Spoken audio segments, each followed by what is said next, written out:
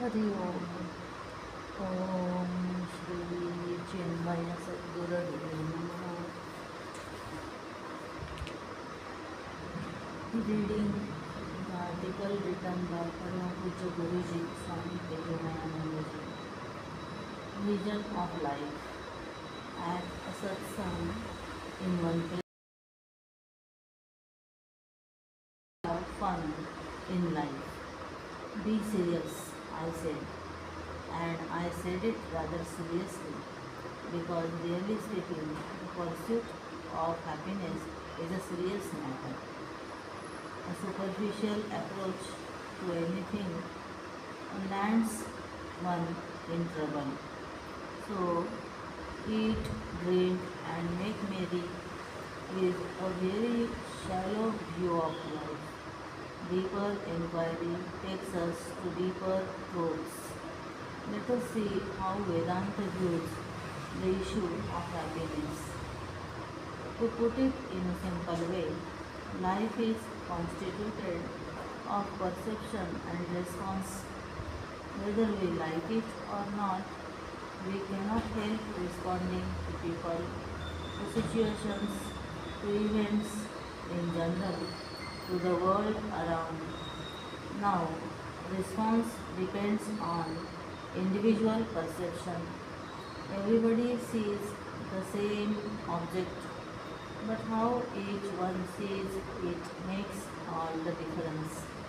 Perception, therefore, can be called as a vision of life, and response as an action or reaction that depends on this vision.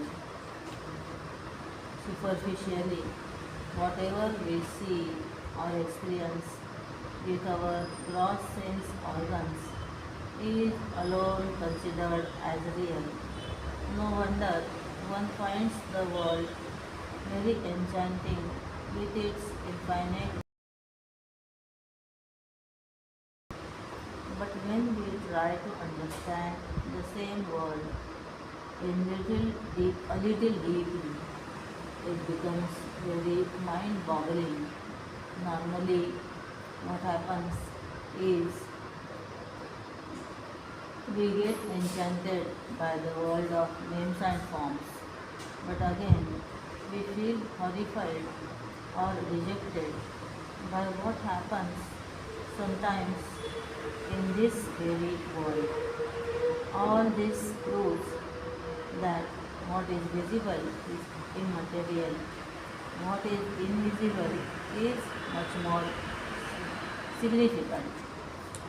What is visible is only an appearance, and we all know that appearances are deceptive.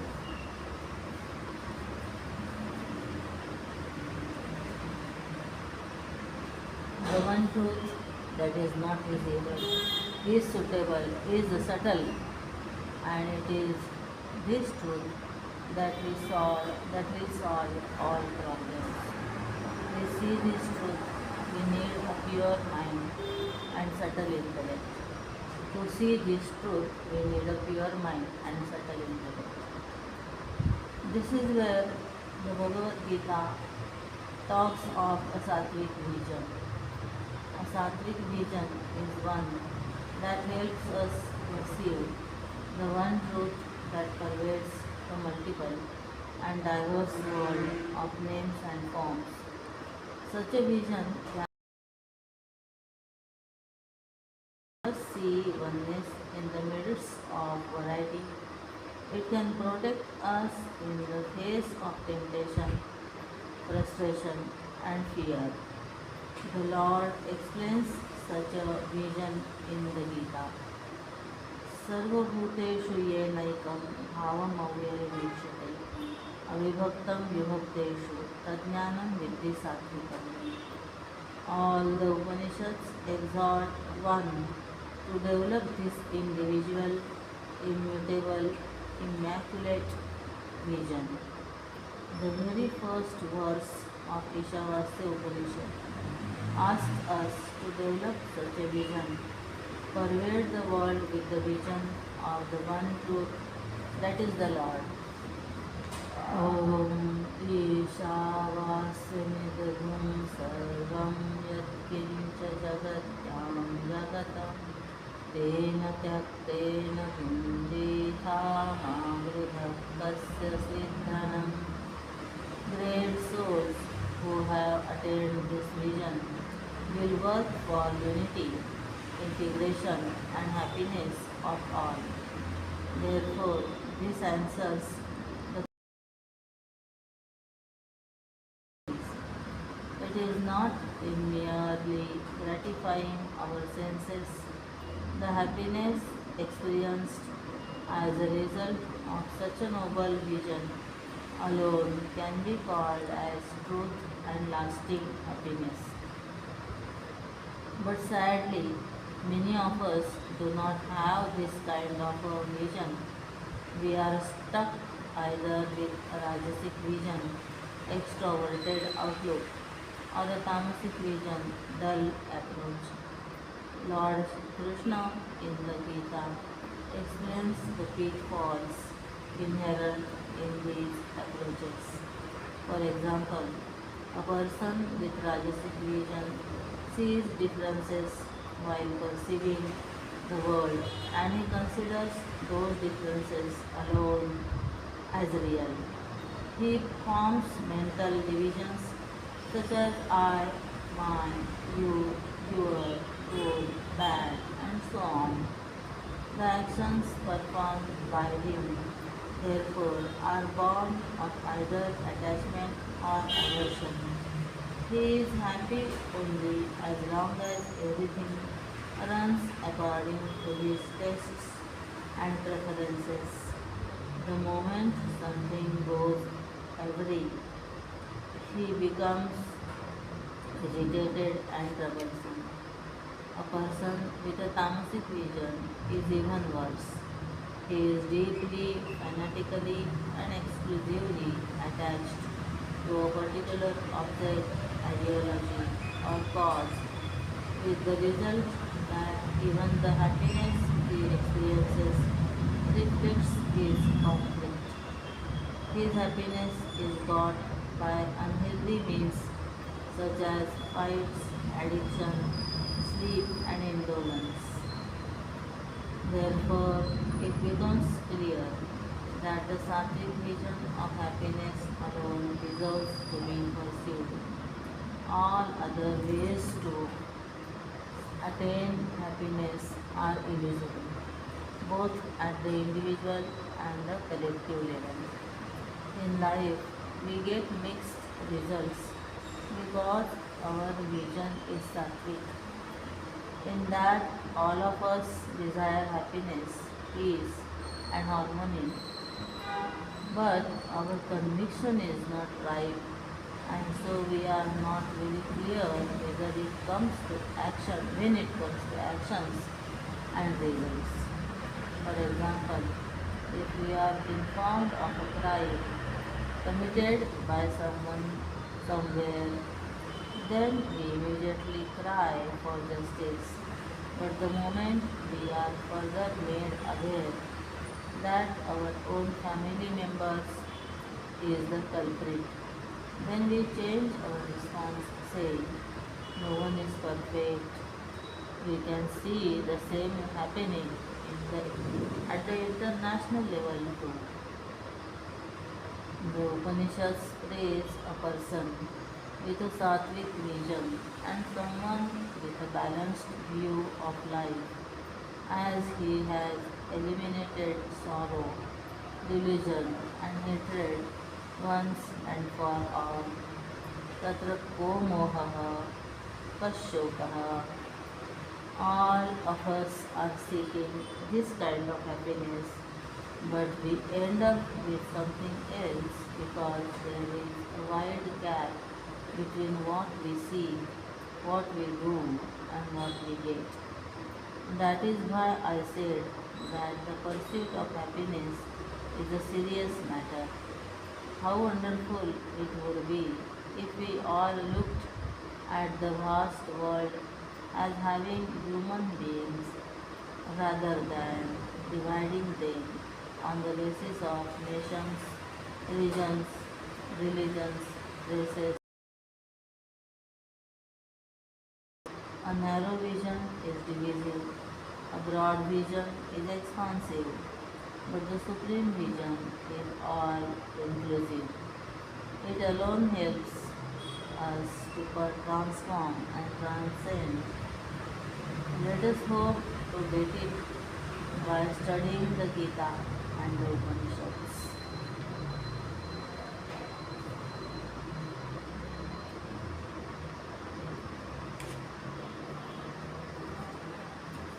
A life of dynamism.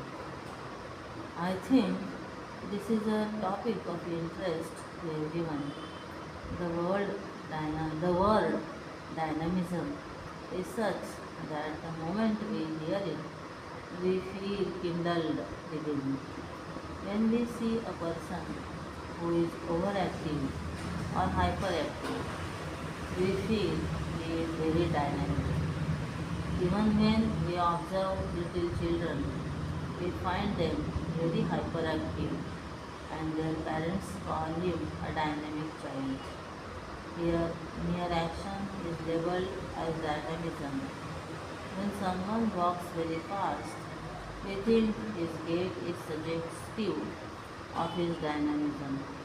About Ravana it is said, Chalata dasanana dolata avani. When he walked, the earth trembled. Sometimes we say he is a very dynamic person. So it is seen that if you speak loudly, people get very impressed. All you have to do is speak loudly, and if you have a loudspeaker, all the better. So, walking briskly, talking loudly, and doing something with terrific speed, smartness, all these are considered as signs of dynamism. In contrast to this, there are some static people too. If you give them a book, become static so very soon. Now, when we say we have to live a life of dynamism, does it mean we have to speak loudly or walk thumping the ground or perform many things simultaneously, living a fashionable life, doing fashion shows till late night and getting up the next day at 2 p.m.? Is this what you would call dynamism? Some people term it as forward lifestyle. Many a time I have heard people saying, there is no nightlife here, it's very dull. Is this the sort of life that we want to live? It can be enjoyed, no doubt, but not for a very long time. It can prove to be most exhausting, tiring, and draining. In the end, it leaves you painful and miserable. As long as one is young and healthy, it may be possible to live this kind of a life, but a time comes when wear and tear will tell on the body. At that time, the person cannot fulfill his desires, and when he cannot live this kind of life, he goes into utter depression. He feels very lonely, and subsequently he faces many problems in the old age. Loneliness is one of the problems of old age. Those who live a very active life without giving a single thought to quietude, contemplation, one day suddenly wake up to this fact that they have retired and have nothing to do, as they had never planned it for it before. They age very fast, feel very lonely. The sorrows of old age are many more. For instance, there are many unfulfilled desires in a person's mind, and there is no energy left in his body to fulfill his desires. So he feels all the more frustrated. Also, one day the old man who has been climbing a ladder suddenly realizes that the ladder was on the wrong. I never wanted to reach here. This is a major kind of problem which gets unfolded too late in life. Another major sorrow of old age is that the old man has answers to all questions, but nobody asks him. He wants to share all his knowledge and experiences on the struggle of his life, but people ask him to keep everything to himself. As the times have changed and they are living in the IT, information technology age, this man thinks IT means income tax, and then he says there is nothing about new about this IT. In our times, even we used to pay income tax. Maharaj, your days are gone. We are talking of different IT, that is information technology. Then, what is dynamism? What is life? Is merely existing called as life. Many people say they are living because they are not yet dead. There is no purpose in their life. They just live a vegetable life as if in coma. We also come across lazy people. They too don't want to do anything. They lead a life of sheer indolence, inertia.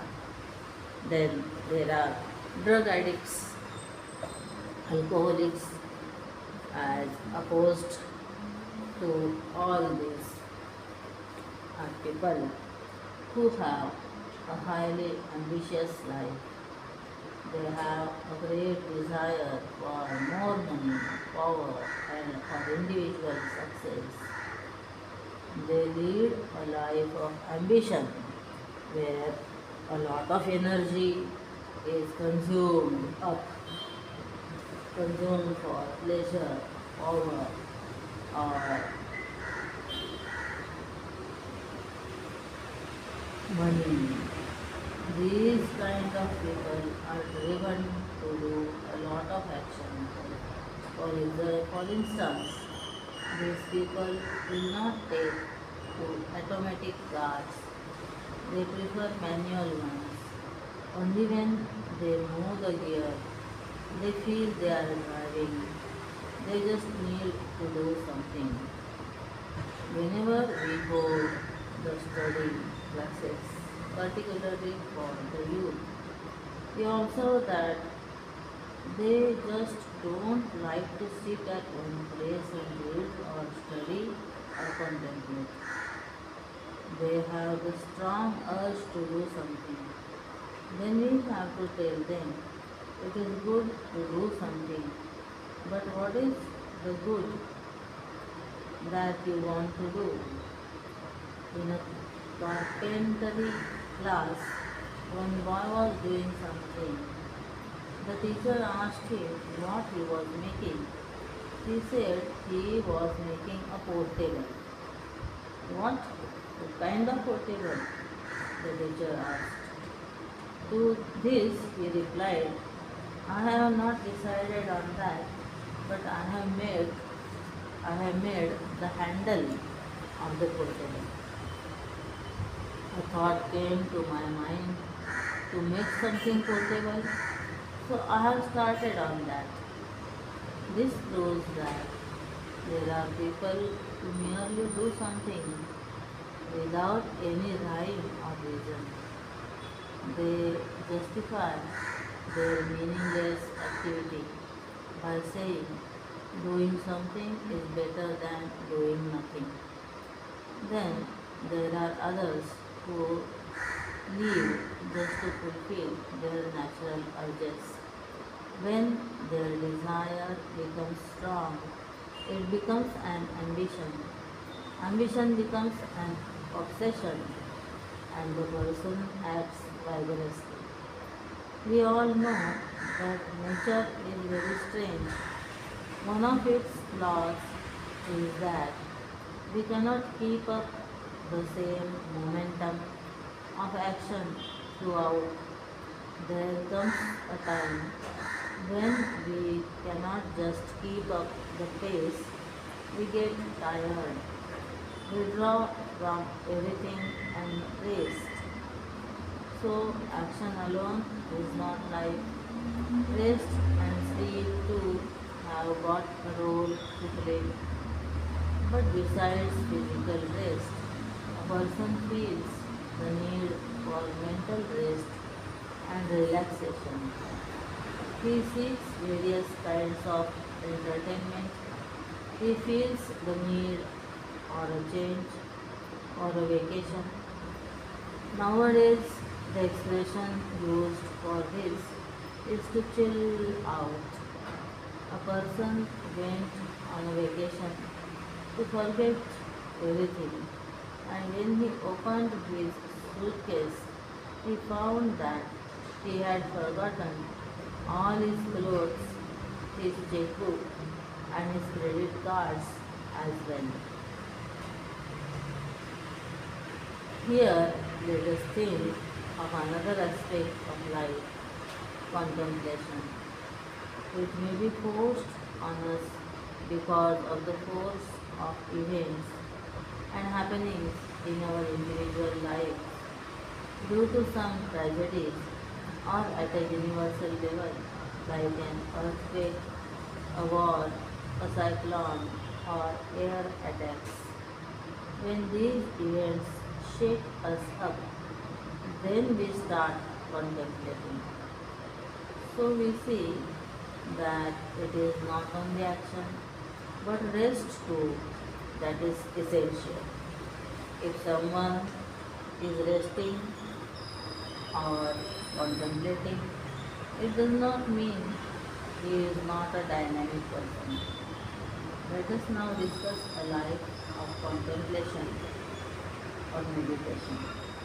Have you observed that all great religious movements sprang only from meditation and contemplation? All the great spiritual masters used to meditate, have revelations, and from there originated the spiritual teachings. Later, many rituals, activities, customs, and traditions sprang up. But the original message of knowledge got completely lost, and that is the reason why in temples nowadays we find everything except devotion to God, and in the schools and colleges we find all faculties except love for knowledge. How sad! That which is the theme of life itself is lost. Meaningless activities without any foundation of vision, knowledge, and understanding can lead only to fever, and so the phrase feverish activity. This kind of activity leads to stress that what people perpetually succumb to these days. Then they attend various seminars on stress-free life. But the one who organizes the workshop is under stress as to whether the seminar will be a success or not. This is because we give importance only to action and not the vision. So we end up assimilating a life of action without a vision, in short, a life of dynamite and not dynamism. Bombs explode here, there, and everywhere. A life of dynamism is one where there is a combination of great vision and action, which comes from quietude, contemplation, and inspiration. All great masters lived a life, a great part of their lives in solitude. What they did during that period is unknown to us. History is replete with such examples. For example, the life of Shankaracharya was it not dynamic? His guru Govinda Bhagavat Pal, who inspired him, spent all his life meditating on the banks of Narmada. Swami Vivekanandaji's life was very dynamic, whereas Swami Ramakrishna Paramahams, his guru, sat at one place, a Kali temple. Our Gurudev's life was very dynamic, but his guru, Swami Takavanji, spent a major part of his life in the Himalayas. But do you mean to say that the Shishas were dynamic while the Gurus were not? No, the Guru's dynamism was far above normal activity. Swami Vivekananda ji got inspired on a rock at Kanyakumari, and he went on to achieve things that are praiseworthy. Bhagavan Ramakrishna Raman Maharshi stayed at one place, lived a life of a true hermit, and just by his mere presence inspired millions. All this shows that real dynamism is different from what we usually perceive it to be. A life of true dynamism is a life of vision, of inspiration, and when these two are manifested in action, it becomes a source of inspiration for millions of people. Here, I am prompted to quote Gurudev, who once said, "You are born, therefore you must die. But don't die while living. Live after you are dead." What kind of life are we living today? The fact is very while living we seem to be dead, and when we die we are stone-like anyway. I am not talking about the spiritual field, but even in other fields like science, art, literature and music, all the lives of the great masters were full of contemplation and dynamism. That is praiseworthy. Why they continue to inspire. That is precisely why they continue to inspire even after their death. The mere utterance of their names inspires so many people even today. Therefore it is said, Yasmin Jivati Jivanti Bhavassotra Jivati Vayansi Kinna Kurvanti Chanchava Sodara Puranam. Chanchava Sodara Puranam. The person whose life becomes an inspiration to millions of people to lead a noble life, that person alone is safe to be living. In contrast to this, we see others who live like gods to fill their babies. There was a lady who crossed a century on her 105th birthday. Reporters went to interview her. What is the secret of your long life? One of them asked. She said, the secret of my long life is that I am not dead.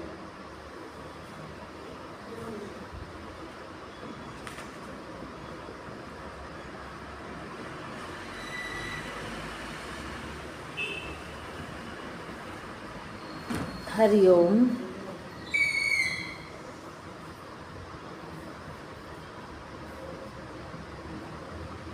Om Shri Chinmaya Sadgurave Namaha.